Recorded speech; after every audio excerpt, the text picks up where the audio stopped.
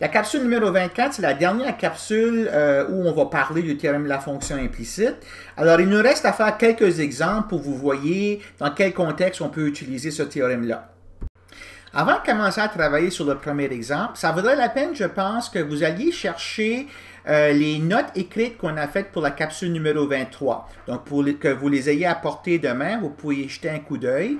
Ce sont les notes où est-ce qu'on a écrit l'énoncé précis du théorème de la fonction implicite. Alors, je pense que ce serait utile pour vous que vous soyez capable d'y référer là, quand c'est nécessaire. Alors, la question, c'est la suivante. Montrer qu'autour du point 1, 0, 1, cette équation implicite ici définit une fonction implicite z en termes de x, y. Donc, je vais commencer par adresser ceci.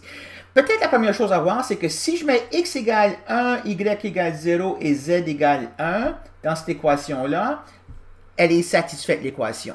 Okay? Je vais avoir 1 égale à 1. Ça fait que ce point ici, là, ça fait partie des points qui résolvent cette équation ici. Tel que je vais vous montrer aussi, sur Maple, j'ai tracé l'ensemble de tous les points dans une certaine étendue en XY, l'ensemble de tous les points X, Y, Z qui satisfont cette équation-là. Donc, le point 1, 0, 1 est en quelque part dans le milieu ici, mais il y a d'autres points qui satisfont l'équation. Puis, on veut montrer que cette surface-là, qu'il y a une portion de cette surface-là autour du point 1, 0, 1 qui représente le graphe d'une fonction z en termes de x, y. À l'échelle où je l'ai dessiné là, ce n'est pas le cas. Parce que pour que ça soit le graphe d'une fonction, il faudrait que ça puisse satisfaire le test de la droite verticale. Il faudrait que chaque droite verticale, chaque droite orientée selon la direction de l'axe des z, n'intersecte cette surface ici en non plus un point. Puis on voit bien que ce n'est pas le cas. Il y a plusieurs endroits où est-ce qu'il y aurait au moins deux intersections. Okay? Par contre, si je prends une loupe et je fais un zoom autour du point 1, 0, 1, comme j'ai fait ici, on voit bien que cette petite portion, c'est une portion de la surface que j'ai en haut ici. Ça représente bel et bien une fonction. Okay? Donc, le théorème de la fonction implicite là, va nous permettre de justifier rigoureusement ce qu'on vient de voir avec un dessin ici. Alors, peut-être la première chose à adresser, c'est que la première condition qu'on écrit, quand on écrit le théorème de la fonction implicite, c'est que faut que la fonction soit de classe C1. Bon, quelle fonction? On va commencer par définir une fonction de trois variables, f de x, y, z égale x au carré y plus 2 cosinus de x, y, z moins z carré moins 1. Alors, pourquoi je mets le moins 1 là? Ben, parce que le théorème de la fonction implicite, comme on l'a énoncé, parle de l'équation f égale à 0. Hein? Donc, ça égale à 0, c'est la même chose que ça ici, en mettant le 1 de l'autre côté de l'équation ici. Fait que, donc, pour pouvoir appliquer le théorème de la fonction implicite, il faut qu'on soit capable, d'abord et avant tout, de dire que cette fonction ici est de classe C1. Okay? Alors, pas nécessairement de faire une grande preuve, c'est bel et bien le cas ici parce que, bon, ça c'est un polynôme, ça c'est un polynôme, ça c'est un cosinus d'un polynôme. Alors, quand je vais calculer les dérivés partiels de f par rapport à x et par rapport à y et par rapport à z, je vais avoir des choses qui sont continues, basées sur un théorème qu'on a déjà vu. Si les dérivés partiels sont continus, f est de classe C1, donc f est dérivable, excusez, f est de classe C1, c'est la définition. Donc, alors, il est évident que f est de classe C1. Okay? Donc, je le mentionne en passant parce que dans l'énoncé du théorème, cette condition-là est présente dans l'énoncé du théorème. Comment dire? Vous n'êtes pas capable d'apprécier à ce niveau ici, un cours de deuxième année, le pourquoi que ça doit être de classe C1. C'est quelque chose que vous verrez, le pourquoi, là, vous verrez seulement quand vous verrez la démonstration de ce théorème-là dans un cours de troisième année. Donc, cassez-vous pour la tête, là, pour l'instant, pour dire pourquoi il faut que ça soit classe C1. En quelque part dans la démonstration, c'est important que f soit classe C1 pour que la démonstration fonctionne. Mais tout ça pour dire que si on veut utiliser le théorème, c'est une des conditions, donc on doit au moins l'adresser. Okay? Donc, f est de classe C1. Ensuite, on va calculer les dérivées partielles. Oh, peut-être avant tout, là, le commentaire que j'avais fait tout à l'heure que 1, 0, 1 satisfait l'équation ici, c'est de dire que quand je remplace x par 1, y par 0 et z par 1 dans ce f ici, j'obtiens égal à 0. Donc, f de 1, 0, 1 égale à 0. Donc, 1, 0, 1 est sur l'ensemble solution pour cette équation implicite ici. Et je vais calculer maintenant fx, fy et fz. Je vais avoir besoin de ces quantités-là. Fx, alors je vous donne les réponses ici. Vous pouvez vérifier les calculs par vous-même. 2xy moins 2yz sin de xyz. Fy, c'est x carré moins 2xz sin de xyz. Et puis finalement fz, c'est égal à moins 2xy sin de xyz moins 2z. Bon, le théorème, excusez, l'exemple ici nous demande de montrer qu'on peut résoudre l'équation pour z en termes de xy. Alors, ça vaut la peine peut-être de dire, je ne suis pas capable ici là, de isoler le z puis de mettre de l'autre côté de l'équation tout ce qui dépend juste de xy. Parce que le z, il apparaît ici qu'un carré, il apparaît à l'intérieur du cosinus. C'est une équation qui est vraiment là, hautement non linéaire. On ne peut pas isoler le z. Donc, c'est clair ici que sans le théorème de la fonction implicite, je ne pourrais pas aller plus loin. Okay? Je ne pourrais pas résoudre l'équation. Mais le théorème de la fonction implicite nous dit, même si tu n'es pas capable de calculer ou d'écrire la formule explicite là, pour cette fonction g-là, elle existe pareil. Okay? Alors, c'est ce qu'on va utiliser ici. Puis, pour l'utiliser dans le sens où est-ce qu'on montre qu'on peut écrire z en termes de xy, il faut montrer que la dérivée de f par rapport à z au point 1, 0, 1 est non nulle. Il s'agit tout simplement de remplacer 1, 0, 1 dans cette expression ici, puis de constater que c'est non nul. Hein, donc, fz de 1, 0, 1, quand je remplace x par 1, y par 0 et z par 1, dans ceci, j'obtiens moins 2. Alors ça, c'est non nul. Alors, le théorème de la fonction implicite me permet de dire, de conclure qu'une telle fonction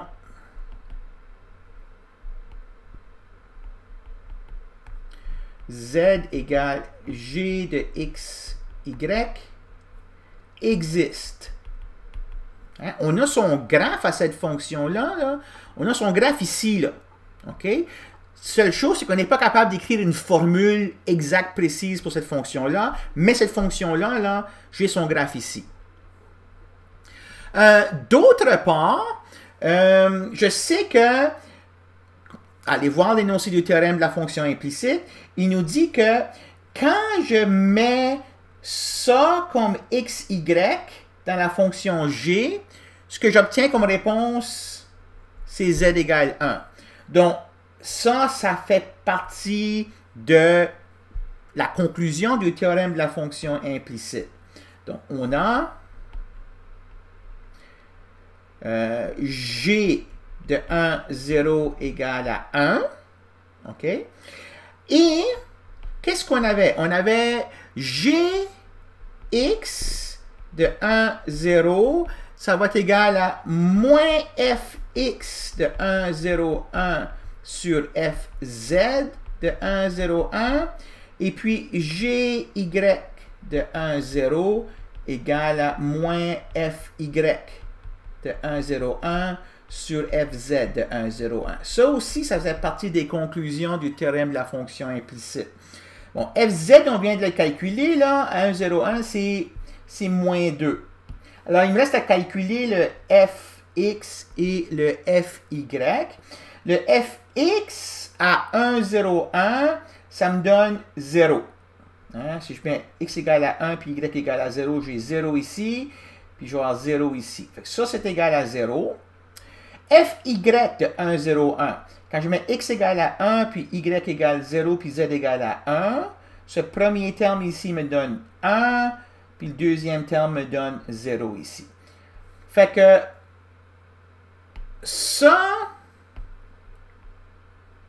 c'est égal à 0, ça, c'est égal à moins 2, ça, c'est égal à 1, puis ça, c'est égal à moins 2. Donc, je peux en conclure que le gx est égal à 0, puis le gy ici est égal à moins 1 sur moins 2, ou égal à 1 demi.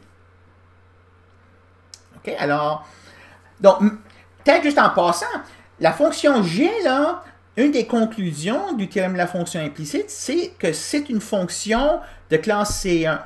OK? Alors, je pourrais écrire son approximation linéaire. Hein? Donc, n'oubliez pas que g de xy est approximativement égal à g de 1, 0 plus gx de 1, 0 fois x moins 1 plus gy de 1, 0 fois y moins 0. Alors, même si je n'ai pas une formule précise pour g, je connais ceci, je connais ça, puis je connais ça, je viens de les calculer. Hein, donc, g de 1, 0, c'est 1, plus 0 fois x moins 1, plus 1 demi fois y moins 0, c'est-à-dire 1 plus 1 demi y. Donc, je n'ai pas une formule complète pour cette fonction g-là, mais je sais qu'elle est bien approximée par 1 plus 1 demi y. Donc, ça peut être utile là, si on a besoin de faire d'autres sortes de calculs. Donc, voilà pour ce premier exemple. Fait qu'au prochain exemple, on va voir une propriété importante qui est satisfaite par le gradient d'une fonction scalaire. Le gradient d'une fonction scalaire est toujours orthogonal à des surfaces de niveau ou des courbes de niveau. Puis ça, on va se servir du théorème de la fonction implicite pour le démontrer.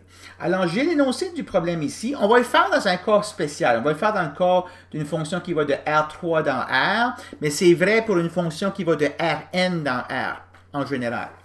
Donc, une fonction de classe C1, un point ABC tel que f de ABC égale à 0, et supposons que le gradient de f, donc le gradient de f, c'est un vecteur 3-dimensionnel, hein, qu'on attache au point ABC. Supposons que ce gradient-là, ce n'est pas, le vecteur 0. Montrer que le gradient est orthogonal à la surface f égale à 0. J'ai un petit dessin pour guider les idées ici. En bleu, j'ai la surface S égale à 0. Fait qu'imaginez, là, c'est une genre de surface dans R3. Donc, tous les points sur cette surface-là sont des points qui sont tels que F égale à 0. Quand je mets les points de la surface dans la fonction F, ça me donne 0. En particulier, j'ai le point ABC ici. Okay? Parce que F de ABC égale à 0, ben, ce point-là appartient à la surface. Donc, le théorème me demande de montrer que si je traçais au point ABC, le gradient de f au point ABC, que ça fait un angle droit avec la surface ou avec le plan tangent à la surface en ce point-là. Donc, on va se servir du théorème de la fonction implicite pour faire ceci, pour démontrer ça. Alors, on va d'abord utiliser le fait que le gradient est non nul. Donc, puisque le gradient de f au point ABC est non nul, ça veut dire qu'il y a au moins une des dérivées partielles de f, soit par rapport à x, par rapport à y ou par rapport à z, qui est non nulle. Okay? Donc, au moins une de ces composantes de vecteurs-là est non nulle. Donc, au moins une des composantes de ce vecteur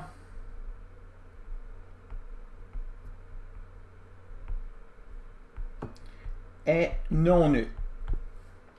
Alors, on va prendre pour l'hypothèse que c'est la troisième composante. L'argument serait le même si ce n'était pas le cas, là, mais pour simplifier les idées, on va supposer que c'est la dérivée de f majuscule par rapport à z qui est non nulle, au point ABC. Donc, supposons que la dérivée partielle de f par rapport à z au point ABC est non nulle. Alors, par le théorème de la fonction implicite, je peux résoudre l'équation f majuscule égale à 0 pour z en termes de xy. Pour le TFI, il existe un voisinage du point ABC tel que la surface en bleu, la surface f de xyz égale à 0, coïncide, dans ce voisinage-là, coïncide avec le graphe d'une fonction C1.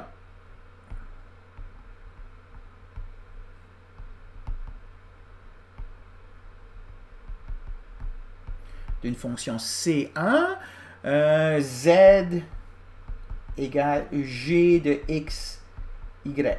Ça veut dire que si je prenais une loupe puis j'allais faire un zoom autour du point ABC, j'ai une petite portion ici en vert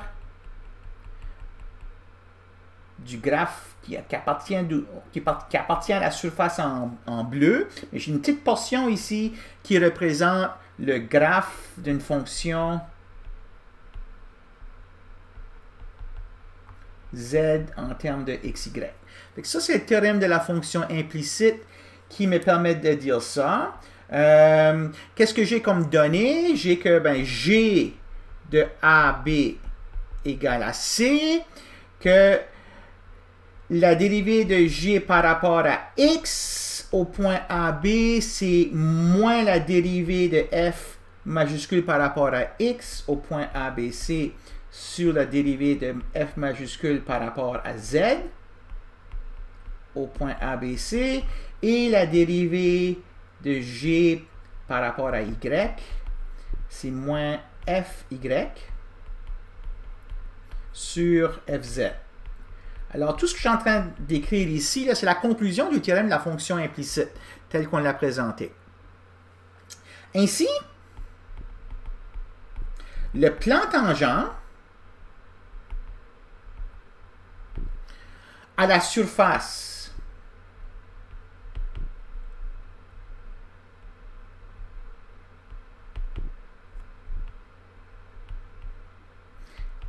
en bleu au point ABC coïncide avec le plan tangent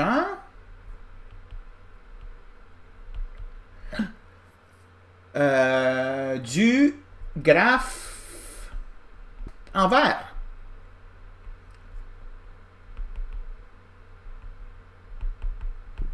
Au point AB.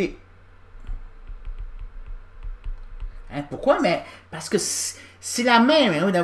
C'est la même surface. Vous avez une grosse surface en bleu. J'en prends un petit morceau en haut ici. Puis je dis que cette petite portion-là, je la mets en vert. Puis je dis ça, là, je suis capable de l'écrire, cette portion-là, comme Z égale G de XY.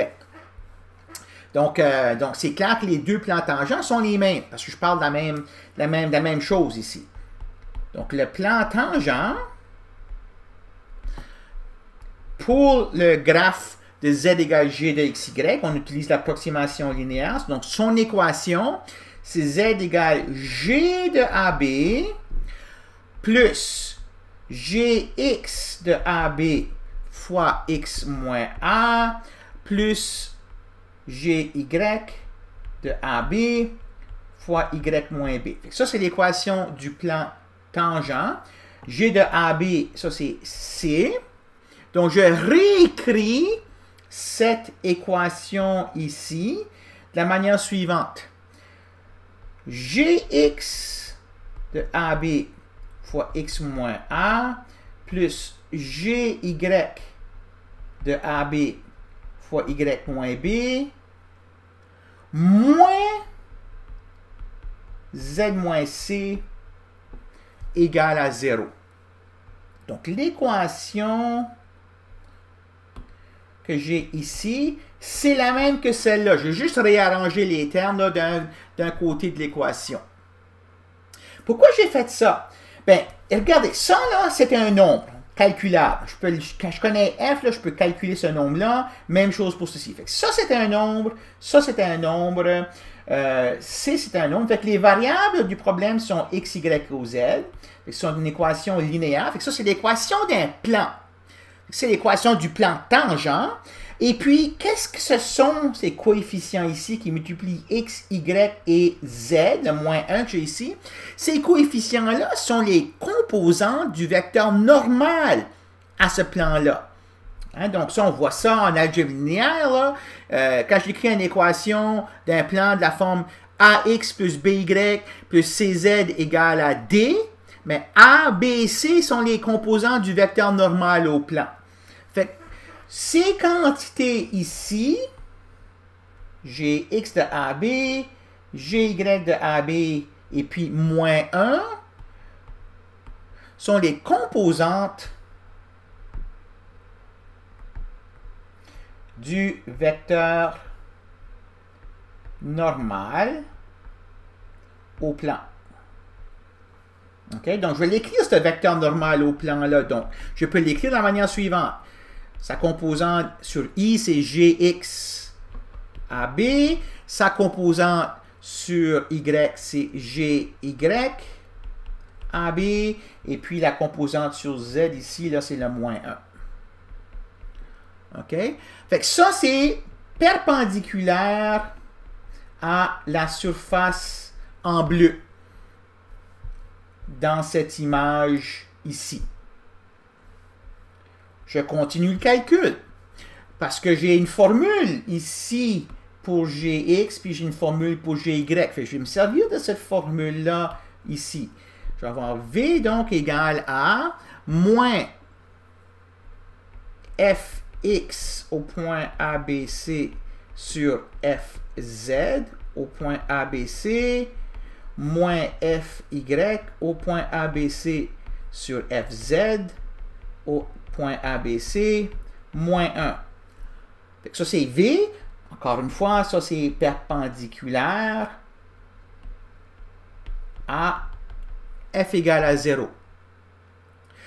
Si je prends ce vecteur-là, V, et je le multiplie par un scalaire non nul, le résultat, ça va encore être perpendiculaire. Hein? Quand je multiplie par un scalaire, là, je ne change pas l'orientation, je garde la même orientation, c'est juste que je change la longueur. Donc, si je prends ce vecteur ici, puis je le multiplie par le nombre réel non nul, moins fz de ABC, ça va rester perpendiculaire. Donc, je vais multiplier V par le scalaire non nul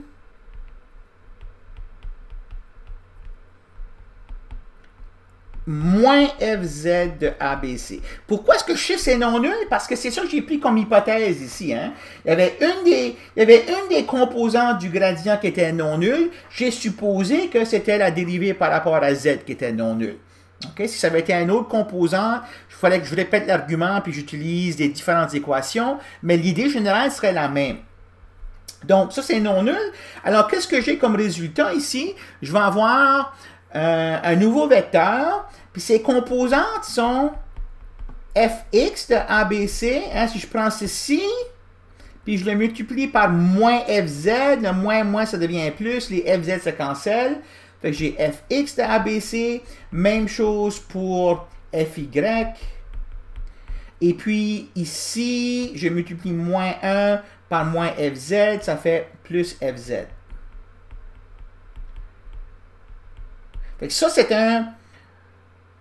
c'est un multiple scalaire de ce vecteur ici qui est perpendiculaire à f égale à 0. Donc, ça aussi, c'est perpendiculaire à f égale à 0.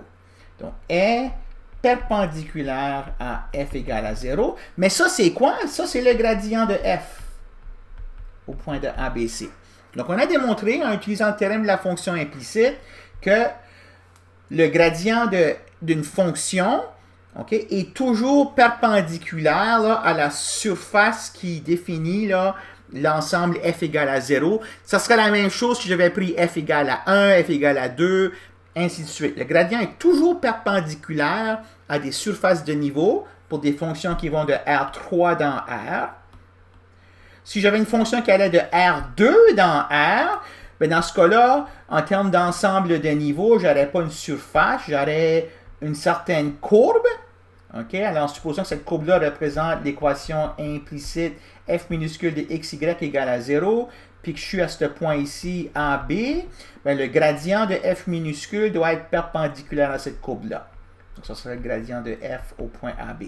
Donc, le gradient est toujours perpendiculaire là, à des courbes de niveau, à des surfaces de niveau, dépendant dans quelle dimension d'espace on travaille.